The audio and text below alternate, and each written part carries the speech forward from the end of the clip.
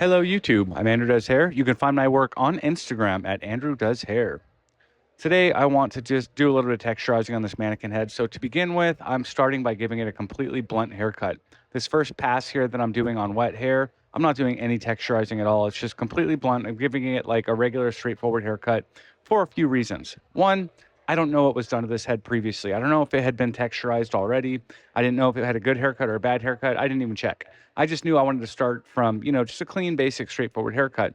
But the other reason is with a very heavily texturized haircut, a lot of people think that texture means like the lack of structure or the lack of shape, but it really doesn't. Like you have to have structure and shape in the haircut or it's just not going to work right. And so typically you want to start with a clean, blunt, shapely haircut before you start texturizing. Now, when you get really, really good at controlling which hair you take off and which hair you leave on, you can kind of texturize as you take down the length. But for the intents and purposes of this video, I'm doing it in two different steps. Now, once I have my completely blunt haircut, I want to blow dry the hair really smooth and really straight. This is going to help me a lot to control the hair. I want to make sure the cowlicks aren't going crazy. I want to make sure that for the most part, the hair is very uniform. And as you can see, it is very, very blunt. Everything was completely blunt cut up to this point. So the first technique that I'm going to go through, I probably do this more than anything else, is just deep point cutting. I'm going to come in here and you can see that it's like a wall of hair in the front. I want to take this front section out very carefully and I'll clip other hair out of the way. When I'm working around the perimeter, I like to take a section sideways this way just so I can be in control of how much hair I'm taking out and how much I'm leaving. Typically, I like to texturize the top if the hair is moving front to back. I like to texturize it with sections from front to back, but right in the very front here, I prefer to do it this way because again, I can see exactly what I'm taking out and what I'm leaving in. So with this deep point cutting technique, you want to grab the hair with the comb right at the root, and then you want to get your hand down there and hold the hair right at the root. Like my hand is like on the scalp as I'm doing this. And then basically I'm point cutting like as deep as I can into this hair. The more I angle the scissor, the more hair I'm going to remove. And I can use that to control just how much hair I'm removing here.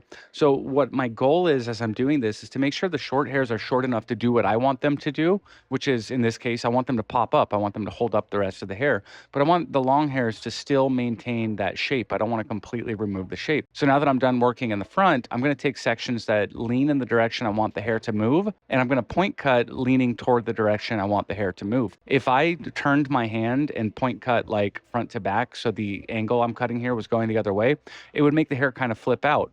And if that's what I'm going for, that's how I'm going to do it. But in this case, the hair kind of wants to pop up, but it kind of wants to lean forward. And so by point cutting from the back to the front, it's going to coerce the hair to want to bend that way just a little bit. And I'm going to stand wherever I need to stand, do whatever I need to do to make sure I can get the angles that I want. For the most part, I don't find myself in any uncomfortable positions. Sometimes I feel like my armpit's in the client's face, but whatever I got to do. So this next technique I'm going to do here, I believe is called punch cutting. And what I want to do is take teeny tiny sections. I'm going to take the tip of my scissor and open it up and slide it right into there and then close it as I pull it out of the hair. Now, if you don't close the scissor enough while you do this, you're going to pull hair, even if you have a pretty sharp scissor. And if you close the scissor too much while you're doing this, you're going to take out too much hair. So you got to find that sweet spot in the middle. I like to use that technique on hair that I can't get super straight because the very straight hair makes it really, really easy to do deep point cutting as I'm doing again here in the back. But if I can't get the hair to that level of straightness, I'm probably going to punch cut most of it. So along the sides here, I'm doing the exact same technique that I was doing on the top with this deep point cutting. And I'm angling these points downward because I want the hair to kind of hug the head and bend down on those corners. And again, if I wanted the hair to flip up and flip away, I would have angled my scissor the other direction to coerce the hair to want to bend upward. So what happens is like the shorter hairs that I'm cutting in here, they're more rigid and the longer hairs are less rigid. And so by putting those shorter hairs in there, it's going to make them want to stand up a little bit and they're going to push up the longer hairs. So the longer hairs maintain the shape of the haircut, but the shorter hairs start to add this volume and this movement in there. And at the same time, you can see on this left side, there was quite a bit of a line there that I don't know if it was left over from the way I cut the hair or if it was just more pronounced because of the coloring, but part of the reason I like to completely straighten the hair is I can see those imperfections really easily, and it helps me to smooth them out along the way. Now I'm going to use a texturizing scissor. I actually rarely use texturizing scissors unless the hair is very, very short, as in the case of these sides here. And you'll see that I rarely take like a even straight chop. I don't do that so much. It's mostly point cutting or I move the scissor at angles to cut into the hair because while this is more or less removing lines from the silhouette, it's also creating lines internally because it is a straight blade. I'm going to flip this scissor around as I use it to make sure that I have that straight blade, not the tooth blade, as my still blade, depending on whichever direction I'm holding the scissor. And for me, this is just easier to aim the scissor and easier to control it. And so I'm flipping the scissor around back and forth as I'm working to get the angle that I want out of it. But for the most part, I'm just using the tip to pull out and kind of thin areas a little bit here and there. Here on this corner, the hair is pretty short and it's kind of a harder angle for me to grab. So what I'm doing was deep point cutting, but over comb. I'm going to continue doing that in the back here just because this is a hard angle to hold.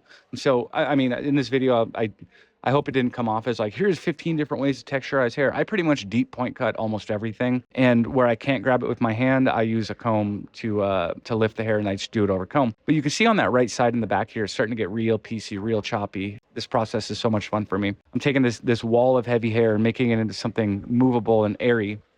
Now, this final technique I'm going to do here is slide cutting. So I want to start with the scissor inside the hair, and I'm going to close it slowly as I move it out of the hair.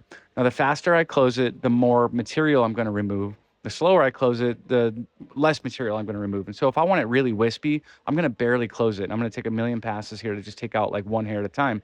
But if I want it chunkier, I'm going to close the scissor a little bit more abruptly to remove big pieces of hair.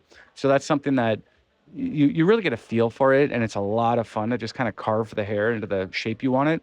Now, because I am texturizing from the top of the hair to the bottom of the hair here, it's going to coerce the hair to want to bend and hug the neck a little bit more, to where if I wanted to flip out, I would probably grab the hair and flip it upward and then do this technique from the bottom up. And now that I'm just about done, I want to give the hair kind of a general combing and look for any heavy spots. Anywhere I see a line, I'm like, okay, I didn't cut it right. Part of the reason I like to blow dry everything before I do this is I want to move it and see how it moves to know where I need to do more texturizing.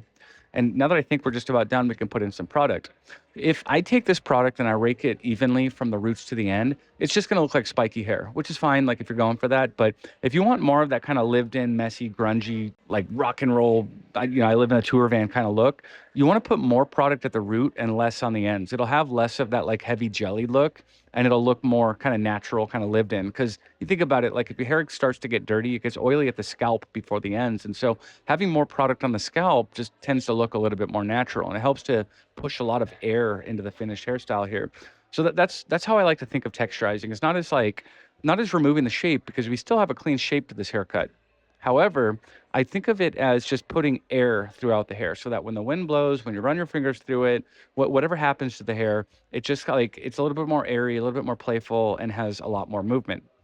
Thanks for watching. Please like and subscribe if you're into this sort of thing.